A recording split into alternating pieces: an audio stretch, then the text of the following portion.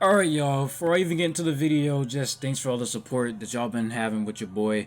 You know, I've been just grinding and trying to get everything done, but I'm trying to learn the best ways to shoot, and I think I'm starting to realize what's going on.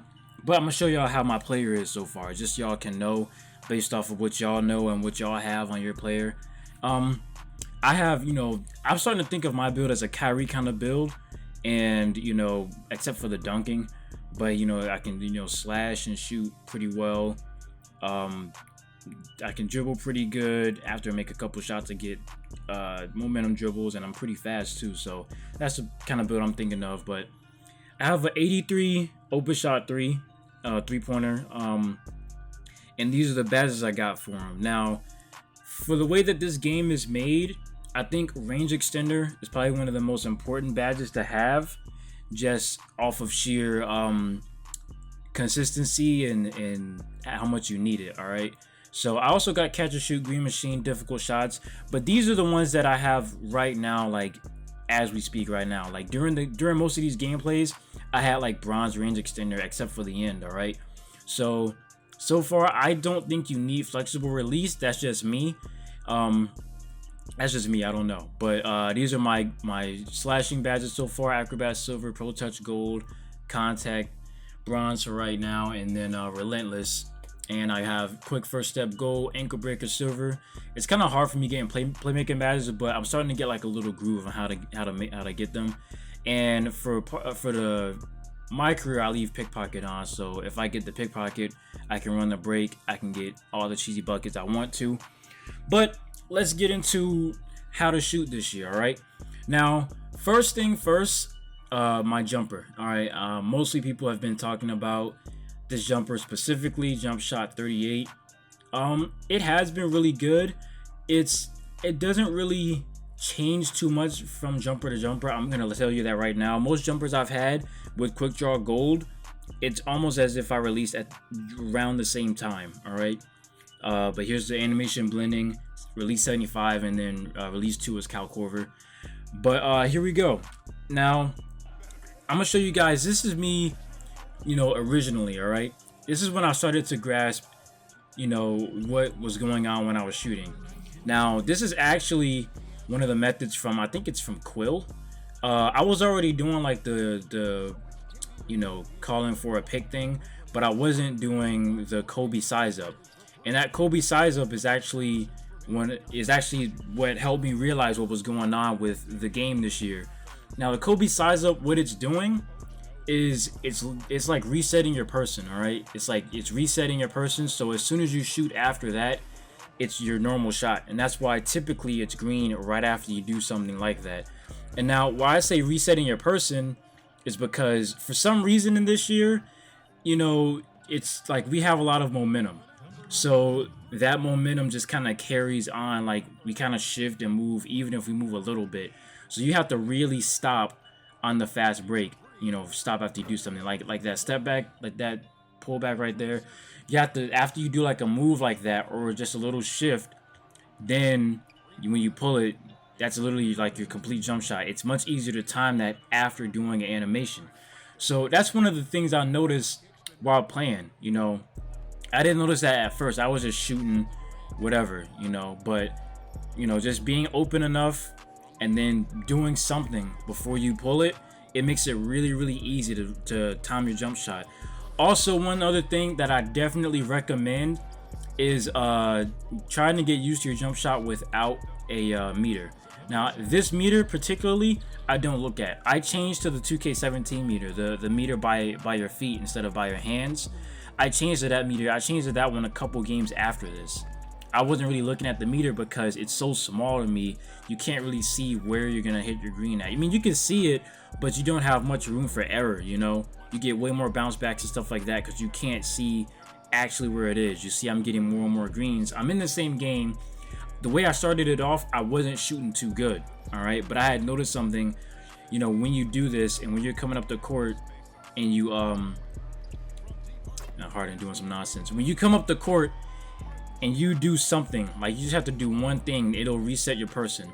If you don't do that one thing, then your jump shot is off. For one reason or another, it's a little bit tricky this year.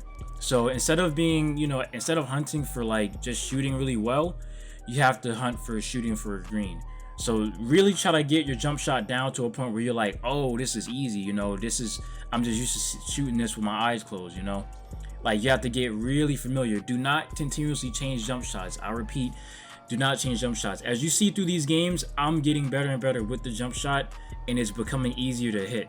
All right. Now this is just essentially me just learning the curve of the learning curve of the game. But you have to understand, you gotta get a few at least a few badges. You gotta have to get a couple.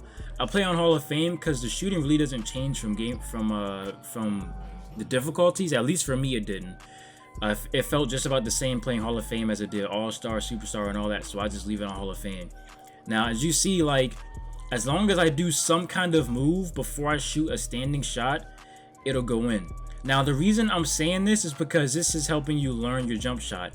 Now, you'll be able to know, like, instantly when you pull the jump shot if you're gonna time it right or wrong. All right. So the best way I can say is to keep playing it like this. Now, sometimes they don't. Now, when you call for a pick, they don't always back up like that anymore. Typically, they kind of stay up in your face. So what you have to do now is a lot weirder. I'm gonna have a rep method for that specifically because it's a lot of explaining to do. But it's see right there, I didn't really get it right there because I mistimed it. Personally, I mistimed it on that one. See, I shot 7 for 12 on that one. I only missed 5 threes. So what I'm getting at the gist of for shooting right now is that you really have to be very, very consistent. Now, you can get flexible release. That will definitely help you buff your shooting when you're not shooting a full green. But I think in order to really utilize a shooter's ability is to get used to shooting greens almost every time. Now, you would think that's very simple and everybody does it, but not really. Last year, you could just shoot whenever. It didn't really matter what your release was. You just had to, as long as you shot pretty good within the green window or close to green, you will make it, But now you really have to, like, pay attention to how your guy is shooting. And now you see now, when I come off a pick, if I do come off a pick, I might move slightly. I might take one step to the left or right. Now, what makes this tougher this year is you can't just run full speed down the court and stop and pop. Because when you do that, you'll either get a fade or you'll get some weird gather animation for your jump shot. That gather animation is what you're trying to avoid, and that's why people like jump shot 38. But honestly, I feel the same way no matter what the jump shot was. The gather really didn't do too much for me. It didn't hurt me or help me or anything like that. So what I'm seeing is, at least from when I'm playing, you have to really make sure you stop. Like, see right here, stop. You had to stop for a little bit before he completely froze and was not moving anymore. You can't, like, run up there, stop, shoot. You have to run up there. If you don't do stop and go, and you have to wait. Like, if you don't tap L2, so you do a stop and go animation and you stop on the dime, and you still have to wait like a millisecond or something before you pull it. I think people are shooting a little bit too early, and I think that's what's messing them up. I tried to go for some loud nonsense, but I ended up missing it. But I think people are shooting too early when they stop. They're so used to 19. Now you really have to set your feet. I'm telling you that right now. If you do not set your feet properly and you do not get yourself to a point where once you shoot it, it's just like your normal jump shot, then you're going to be angry the whole time. All right? I'm just saying that right now. That's why a lot of people can't shoot, because they're not used to stopping completely. They're used to running full speed, stop, and then they just shoot it. All right? So make sure you are completely set before you shoot the shot. All right? That's one of the biggest things that I've noticed, is you want to be completely stopped before you shoot these shots. Okay? Now, another big thing that I've noticed is that shooting farther from the 3-point line, it definitely gives you a little boost because range extender is activated.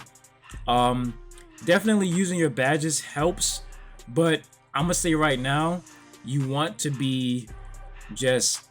stop, you want to slow down, and then you want to shoot. Okay, I shot a little bit. I kind of started chucking on this one, but I still shot 6 for 13 on Hall of Fame.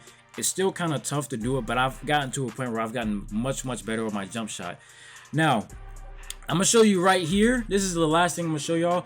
This is the this is the one thing that's helped me a lot, other than turning my jump shot off when I turned it off a while ago. One man fast break, the one man playmaking drill. This drill helps me out a lot. All right, so what you want to do is you don't want to do that. You don't want to run around that person.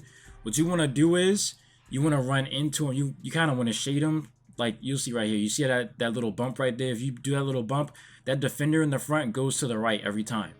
And then you want to go up and pull up the shot. Now this is what I'm doing to practice shooting in the fast break. Now this is helping me a lot to learn what my jump shot is and to learn how to stop and shoot. And see right there, I get a green. I'm getting used to stopping and then shooting. Now you're thinking like, well, I can't really do this in the game, in mid game. Well, yeah, you can, like especially in the park and stuff like that. There's a lot of times where you're able to stop and then just green it, all right? But you have to be set, all right? If you're not set properly and you just shoot up any shot trying to get a good release, it's not going to work. You have to aim for getting a green, all right? See right there, I get a full white. Now, that could be my fault. It could be not having badges. It could be my attributes, all right? I'm not going to make every shot. But what I have noticed is you have a lot more control in making greens than you did before in previous years. Previous years, it was based on much more your attributes and your badges. Now, it's a lot more based on your timing and your badges, because there's a lot of 70s shooting really well because of the shot timing. Now, I'm going to just say, just practice shooting coming off of like different ways, like after dribbling, stuff like that, after stopping. Just try to stop as much as you can and then shoot. Because now I'm just noticing a lot of people are just rushing their shot and they're just getting it up way too fast. And when they do that, it messes them up. That's what I'm noticing. It just messes them up. You see, I'm just getting constant greens over and over. Yeah, I'm going to the same spot, but this is just me learning how to, you know, coming up the court. If I'm open, I'm scoping. All right, come up the court, stop, shoot. This is just getting used to shooting your jump shot. Once you get used to shooting it, you'll be able to stop easier, stop faster, be able to shoot a lot better. And then maybe you can do Hall of Fame quick draw or whatever you want to do. You know, it's up to you how you want to do it, but you have to slow down when you're shooting these threes, okay? That's the one thing I've noticed. So please slow down. Please take your time to an extent. Don't take forever, but take your time when you're shooting these threes, okay? That's the biggest thing I could tell anybody to do so far. Shooting is not that difficult. It's just different from 19, all right? So just don't be so quick to throw it away right now. Just get used to it. It takes a little while. So, you know, that's all I'm going to say. I'm getting a lot better at shooting threes in the game now. Even at the park, you know, I got a pro-am game coming up too. I'm going to show you guys, and you guys will see what I've been doing. All right, if you guys got any questions, though, just tell me in the comments. I'm going to get to them as quick as I can. Subscribe if you're new. I got more stuff coming. Leave me a like if you want. It's up to y'all, man. I'm just trying to get some more videos out, trying to get that 1K. We on the grind. I'm gonna see y'all guys, all right? If y'all got any more questions on shooting, I will have more videos up about other badges, okay? It's been your boy Astro. I'm out.